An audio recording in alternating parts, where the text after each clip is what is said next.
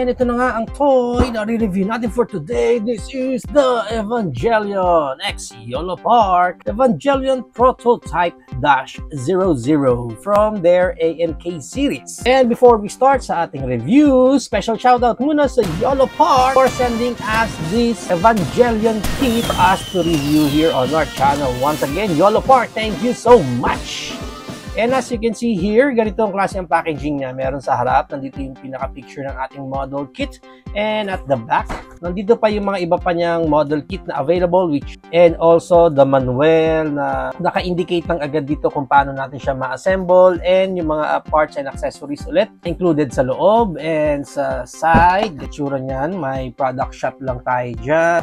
And sa kabilang side, another product shot lang ulit. Ibabaw niya, name lang ng Evangelion and YOLO Park, and sa ilalim, name lang ulit ng Evangelion and YOLO Park. And ang maganda dito sa packaging nila kasi window type na rin kasi siya. So, pwede nyo nang ma-open yan agad dyan and makikita nyo na agad doon yung pinaka-actual ng pieces ng model kit ninyo. So at least you can check agad kung merong may mga kulang or may mga missing parts kaagad. And dito naman sa window natin sa taas, mga obligatory product shot lang ulit, and yung mga accessories din na kasama doon sa mismong product natin. So much for the packaging. Let's unbox na. Pag na-unbox natin, meron lang dito agad thank you card and may QR code pa dyan ng YOLO Park for their customer service. And also we have here our manual. And as you can see here, meron tayo dito dalawang clamshell pa. Pinakauna natin, which is yung kanya pinaka-stand. First, kunin muna natin itong pinaka-floor. Uy, may kasama pa siya dito. And ito yung pinaka-partner niya. Duktong lang natin yan dyan. Snap lang natin yung pinaka-floor natin. Itong portion na to, makikita niya, may peg siya dyan. Ayan o, yan. Yung isang peg na yan, doon siya pupunta sa pinakaloob.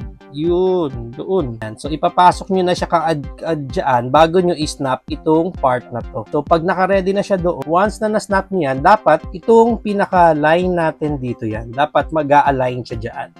Yan. So, dapat nauusog-usog siya ng ganyan. Then, pag napwesto na natin yan, tsaka natin ngayon ilalagay itong other half nung lower part niya. And then, yun yung mauusog-usog siya dapat ng ganyan. Dito kasi sa instructions niya, hindi yun naka-indicate na kailangan ipasok mo yung pinaka-peg niya doon. Yan. So, pag nabuo na natin itong dalawa na to, ganyan ang pinaka-itsura niyan. And then, dito nga sa base natin, itong parang may hook, dyan yan sa likod banda. So, isa natin yan. Then, so, ganyan ang pinaka-itsura niyan. No? Ito naman, na nasa gitna, makikita nyo dyan, magkaiba yung peg niya. Yung isa is bilog, yung isa is square. So, sundan nyo na lang yun dito. Itong isa is square, itong isa is circle. So, obviously, susundan natin yung peg na yon sa pagganyan na magiging kabit niyan. Okay, then from there, yun. Okay, so nag-snap na siya. And then, mangyayari niyan is itong pinaka-wire naman natin. This one is alamber. Wire siya, ayan. No? So, pwede siyang mabend accordingly sa gusto ninyo, which is good. And then, lalagay natin siya dito. Natin ikakabit yung pinaka-unit natin. Pag wala pa yung unit, I think pwede nyo na lang siguro isabit dito. Ayan, siguro parang ganyan. Ayan, no? Ayan ang pinaka-itsura niya. Now, this one, itong maliit na stick natin dito, wala siyang ibang pwedeng paglagyan dito sa stand. Pero siguro para hindi lang mawala, lagay na lang muna natin yan dyan.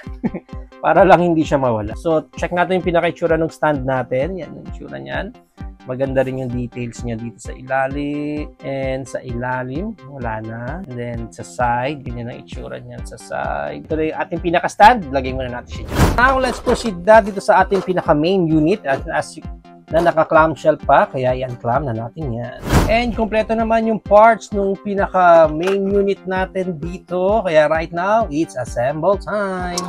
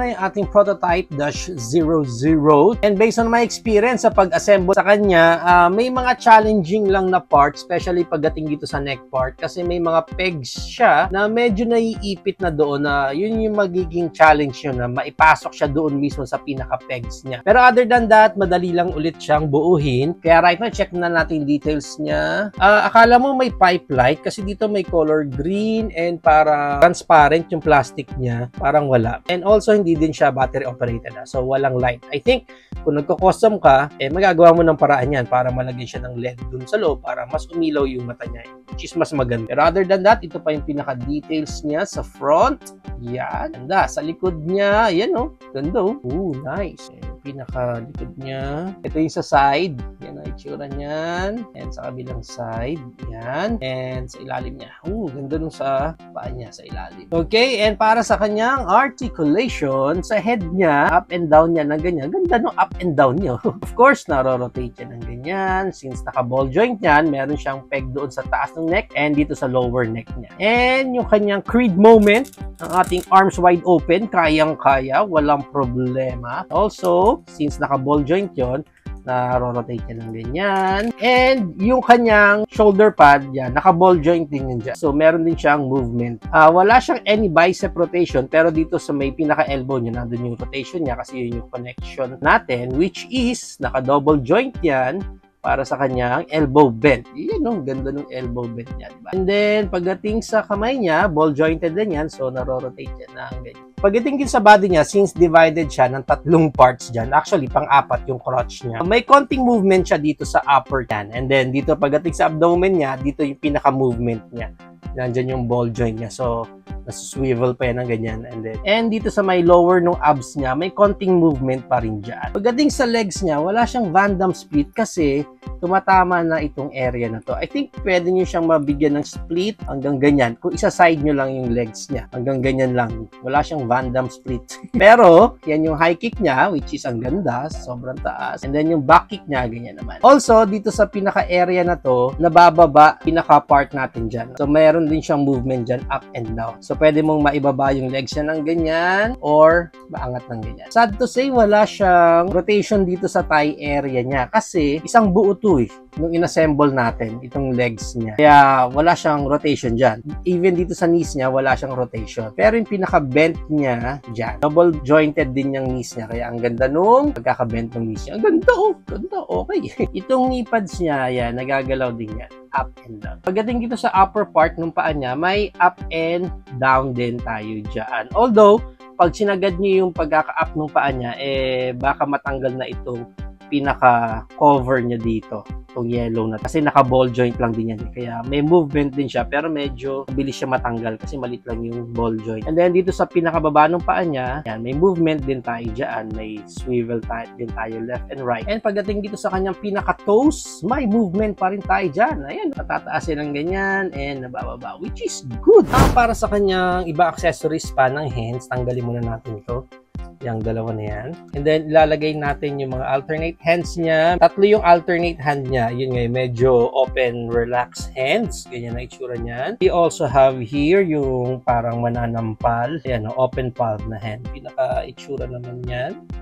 Ganda rin ha. Ganda rin ng pagkakagawa. We have here naman yung gun wielding na hands. Kasi yan yung slightly open na hands na pwede niyang gamitin sa weapon hold. And take note pala, baka pag pinap off nyo yung kamay niya dyan, masama nyo talaga yung pinaka-peg niya. Dapat pala kasi doon natin ilalagay naman sa ball joint niya yung palit natin na hands. Yung weapon niya, nandito yung kanyang bang-bang. Yan ang pinaka-itsura niya. Sarap. It's good. Yan. Okay. And then, para mahawakan niya yan, pwede mo naman siyang ilusot doon kasi hindi naman naka-close mismo yung pinaka-pang niya doon. Ayun, ang ganda. Fits perfectly. Oh, di ba? Astig. Yung isa pa niya mga weapons dito, which is yung kanyang knife. Naman itsura niyan. Dalawa din tong kanyang. Okay, so yan ang pinaka-details niyan. And then, kung pahawakin natin siya ng knife niya, ganun din naman yan, isusuksok lang natin yan dyan sa pinakaloob ng kamay niya. Actually, yung pinakakamay niya dito, parang medyo rubberish na yung mga fingers niya. Kaya, madaling event, and madaling maglagay ng mga weapons niya dyan. Ayan, no? Parang gangster dito, Evangelion natin. Okay, so ito na ang ating Evangelion Prototype-00. You know? Then, kung gusto natin siya ngayon ilagay dito sa ating pinaka-stand, ang mangyayari lang is, so dyan niya mag-fit sa pinaka-slot dyan ng stand niya. So, yan. Ganyan lang siya. Dito sa likod, itong pinaka-gas tank natin dito. Dito na siya papasok. Dyan siya mag-fit. Yan, no? Ganyan ang itsura. Yan. Okay. Yan. Mukhang okay naman na siya. Yan ang itsura niya pag nandyan na siya sa kanyang stand. And also guys, dito pala sa pinakalikod niya, ayan no, pwede nyo ma-open pa pala ito. Slide nyo lang pa back, and then may gimmick lang sila doon na parang pwede mo daw makita doon yung pinaka-cockpit. Ewan ko. Dito ba lumalabas yung pilot sa Evangelion? Pero ayan, na-open lang siya ng ganyan. May sinasabi nga sila na parang doon daw gagamitin itong pinaka-baton natin. Pero still, wala naman siyang parang insertion dyan or parang any special gimmick na kailangan mo to. Click na lang natin yan dyan. Pero yun lang, na-open lang din yan, and then pwede mo nga din siyang i-close ng ganyan. So, that's another gimmick lang. Now, let's check na yung height ng ating Evangelion Prototype-00. Ang height niya is around 8 inches. Hanggang head pero kung sasama natin yung pinaka-stand niya, mga 9.5 inches naman siya. And ang maganda niyan, i-compare pa natin siya sa iba pa nating toys tulad ng ating AMK Pro Series from YOLO Park, Optimus Prime / Orion packs. We also have here our DC McFarlane Doomsday. We also have here our Godzilla -1 Bandai figure. And we also have here our Godzilla X Kong. And we also have here our Transformers War for Cybertron Siege Jetfire. So yan ang ating height comparison. Ang price range niya is around 1,500 up to 2,000 pesos. Depende na lang again kung saan market kayo makakuha ng specific copy nyo. But of course, kung doon kayo mismo sa TikTok ni Pinoy Toy Review umorder, check out nyo doon sa Yellow Basket, mas makakamura kayo dahil mas cheaper ang mga price YOLO Park doon sa Yellow Basket ni Pinoy Toy Review. There you have it now guys. Ito na ang ating YOLO Park Evangelion Prototype -00. What do you think of this model kit? Is it a go for you or a no for you? Whatever thoughts, please comment it down below. But for me, looks decent naman yung model kit nila na to na Prototype -00. Pagdating sa aesthetic niya, yung color scheme niya, yung detailed na binigay nila dito sa model kit natin na to, very decent. It's like parang kuhang-kuha din naman niya doon sa anime. Although, pagdating sa assembly niya, may pagka-challenging nga, especially dito sa neck part niya. And there are some parts dito na I wish na mas na-secure nila. Especially dito pagdating sa part na to, medyo mabilis siyang matanggal pag ina-articulate na natin. Overall, for me, okay sana yung buong articulation niya, yung playability niya. I think ang pinaka-weakest spot na itong model kit natin na to is nandito sa lower area niya. Dito sa upper, medyo okay pa lahat. Maganda yung mga articulation niya, okay pa yung playability niya. Pero pagdating dito sa baba niya, dito na medyo naging limited yung playability niya. Kasi sabihin na natin super articulated nga siya, pero dahil sa design niya dito, hindi mo rin gaanong makuha yung position or yung posing na gusto mo dahil nga nagiging limited siya because of this area na to.